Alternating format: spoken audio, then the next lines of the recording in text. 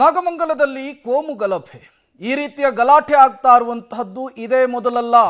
ಈ ಹಿಂದೆಯೂ ಕೂಡ ಇದೇ ರೀತಿಯ ಗಲಾಟೆಯೊಂದಾಗಿತ್ತು. ನಾಗಮಂಗಲದಲ್ಲಿ ಗಲಭೆಯ ಪ್ರಕರಣಕ್ಕೆ ಸಂಬಂಧಪಟ್ಟಂತೆ ಮತ್ತಷ್ಟು ಮಾಹಿತಿಗಳು ಲಭ್ಯವಾಗ್ತಾ ಇದೆ. ಕಳೆದ ವರ್ಷವೂ ಕೂಡ ಗಣೇಶ ವಿಸರ್ಜನೆಯ ವೇಳೆ ಇದೇ ಮಸೀದಿಯ ಎದುರು ಗಲಾಟೆಯಾಗಿತ್ತು. ಮಸೀದಿಯ ಮುಂಭಾಗ ಎರಡು ಕೋಮಿನ ಯುವಕರಿಂದ ಮಾತಿನ ಚಕಮಕಿಯಾಗಿತ್ತು.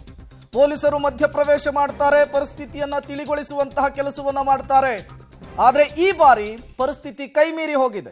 ಹಾಗಾದ್ರೆ ನಿನ್ನೆಯ ಗಲಭೆಯ ಹಿಂದೆ ವರ್ಷದ ಸೇಡಿದೆಯಾ ಅನ್ನುವಂತಹ ಪ್ರಶ್ನೆ, ಅನುಮಾನ ಸಹಜವಾಗಿಯೇ ಮುನ್ನೆಲೆಗೆ ಬರ್ತಾ ಇದೆ. ಇದೊಂದು ಪ್ರೀ ಪ್ಲಾನ್ಡ್ ಅನ್ನೋದು ಗೊತ್ತಾಗ್ತಾ ಇದೆ. ಮತ್ತೊಂದು, ಈ ರೀತಿಯ ಗಲಭೆಯ ಹಿಂದೆ, ಈ ರೀತಿಯ ಅಶಾಂತಿಯನ್ನು ಸೃಷ್ಟಿ ಮಾಡುವ ಹುನ್ನಾರದ ಹಿಂದೆ ಹಳೆಯ ಸೇಡು, ಜಿದ್ದು ಇತ್ತ ಅನ್ನುವಂತಹ ಪ್ರಶ್ನೆ ಸಹಜವಾಗಿಯೂ ಕೂಡ ಮುನ್ನೆಲೆಗೆ ಬರ್ತಾ ಇದೆ.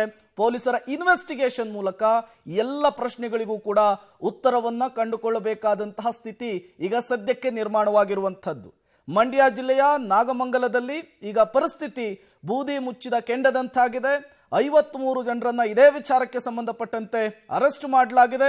100ಕ್ಕೂ ಹೆಚ್ಚು ಜನರ ವಿರುದ್ಧ FIR ದಾಖಲಾಗಿರುವಂತಹದ್ದು. ಕೋಮು ಗಲಭೆ ನಡೆದಂತಹ ಸಂದರ್ಭದಲ್ಲಿ ಕಲ್ಲು ತೂರಾಟ ನಡೆಸಿರುವಂತಹದ್ದು, ತಲವಾರ್ಗಳ ಪ್ರದರ್ಶನ ಮಾಡಿರುವಂತಹದ್ದು, ಪೆಟ್ರೋಲ್ ಬಾಂಬ್ ಬಳಕೆ ಮಾಡಿರುವಂತಹದ್ದು ಕೂಡ CC ಕ್ಯಾಮೆರಾದ ಫುಟೇಜ್ನಲ್ಲಿ ಸೆರೆ ಸಿಕ್ಕಿರುವಂತಹದ್ದು. ಅಲ್ಲಿಗೆ ಈ ಕೃತ್ಯ, ಈ ಗಲಭೆ, ಈ ದಾಂಧಲೆ ಇದೊಂದು ಪೂರ್ವ ನಿಯೋಜಿತ. ಮೊದಲೇನೆ ಇವರು ಸಂಚನ್ನ ಮಾಡಿ ಈ ರೀತಿಯ ಅಟ್ಯಾಕ್ ಮಾಡಿದ್ರು ಅನ್ನೋದು ಕೂಡ ಗೊತ್ತಾಗ್ತಾ ಇದೆ. ಈ ಗಲಭೆಗೆ, ಈ ಗಲಾಟೆಗೆ ಒಂದು ಕಾರಣ ಕೂಡ ಇದೆ. ಈ ಹಿಂದೆ ಇದೇ ರೀತಿಯ ಗಣಪತಿ ವಿಸರ್ಜನೆಯ ವೇಳೆ ಇದೇ ಮಸೀದಿಯ ಎದುರು ಎರಡು ಕೋಮಿನ ಯುವಕರ ನಡುವೆ ಮಾತಿನ ಚಕಮಕಿಯಾಗಿತ್ತು. ಪರಿಸ್ಥಿತಿ ಇನ್ನೇನು ವಿಕೋಪಕ್ಕೆ ಹೋಗ್ಬಿಡುತ್ತೆ ಅನ್ನುವಂತಹ ಸಂದರ್ಭದಲ್ಲಿ ಪೊಲೀಸರು ಮಧ್ಯಪ್ರವೇಶವನ್ನ ಮಾಡ್ತಾರೆ, ಪರಿಸ್ಥಿತಿಯನ್ನ ಶಾಂತಗೊಳಿಸುವಂತಹ ಕೆಲಸವನ್ನ ಮಾಡ್ತಾರೆ.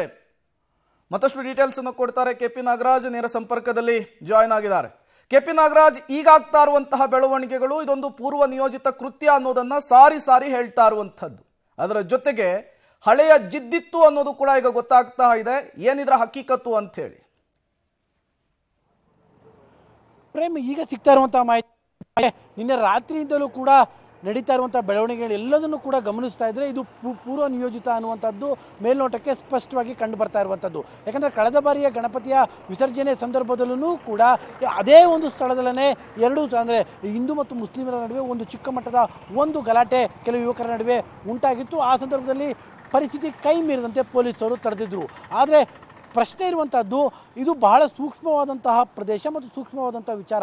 ಇಷ್ಟಿದ್ರೂ ಕೂಡ ಪೊಲೀಸರು ಈ ಮಟ್ಟದ ದೊಡ್ಡ ಮಟ್ಟದ ನಿರ್ಲಕ್ಷ್ಯವನ್ನು ಯಾಕೆ ಮಾಡಿದ್ರು ಅನ್ನುವಂಥದ್ದು. ಅದರ ಜೊತೆಗೆ ಏನು ಸೀರೀಸ್ ಆಫ್ ಇದನ್ನು ಗಮನಿಸ್ತಾ ಬಂದರೆ, ದೃಶ್ಯಾವಳಿಗಳನ್ನ ಗಮನಿಸ್ತಾ ಬಂದರೆ ಮತ್ತು ಇಲ್ಲಿ ಮಾಡಿರುವಂಥ ಪುಂಡಾಟಿಕೆಗಳನ್ನೆಲ್ಲದನ್ನು ಕೂಡ ಗಮನಿಸ್ತಾ ಬಂದರೆ ಇದು ಅತ್ಯಂತ ಪ್ಲಾನ್ಡ್ ಆಗಿ ಮಾಡಿರುವಂತಹ ಪುಂಡಾಟಿಕೆ ಅನ್ನುವಂಥದ್ರಲ್ಲಿ ಯಾವುದೇ ರೀತಿಯಾದಂಥ ಅನುಮಾನಗಳು ಬೇಡ. ಯಾಕಂದರೆ 7:30 ಸಂದರ್ಭದಲ್ಲಿ ಒಂದು ಚಿಕ್ಕ ಮಟ್ಟದ ಗಲಾಟೆ ಉಂಟಾಗುತ್ತೆ. ಅದು ದೊಡ್ಡ ಮಟ್ಟಕ್ಕೆ ಎಕ್ಸ್ಪ್ಲೋಡ್ ಆಗುವಂಥದ್ದು ಅದಾಗಿ 1-1.5 ಗಂಟೆ ನಂತರ ಆ 1.5 ಗಂಟೆ ಒಳಗಡೆ ಯಾರ್ಯಾರು ಎಲ್ಲೆಲ್ಲಿ ಸೇರಿಕೊಂಡು ಯಾವ್ಯಾವ ಪ್ಲಾನ್ಗಳನ್ನ ಮಾಡಿದ್ರು, ದಿಢೀರನೇ ಆ ಪೆಟ್ರೋಲ್ ಬಾಂಬ್ಗಳು ಯಾವ ರೀತಿಯಾಗಿ ತಯಾರಾದವು, ಜೊತೆಗೆ ಆ ರೀತಿಯಾಗಿ ದೊಡ್ಡ ದೊಡ್ಡ ಕಲ್ಲುಗಳ ಚೀಲಗಳು ಎಲ್ಲಿ ಶೇಖರಣೆ ಮೊದಲೇ ಆಗಿದ್ದು ಅನ್ನುವಂಥದ್ದು ಬಹಳ ಕೂಡ ಮುಖ್ಯ.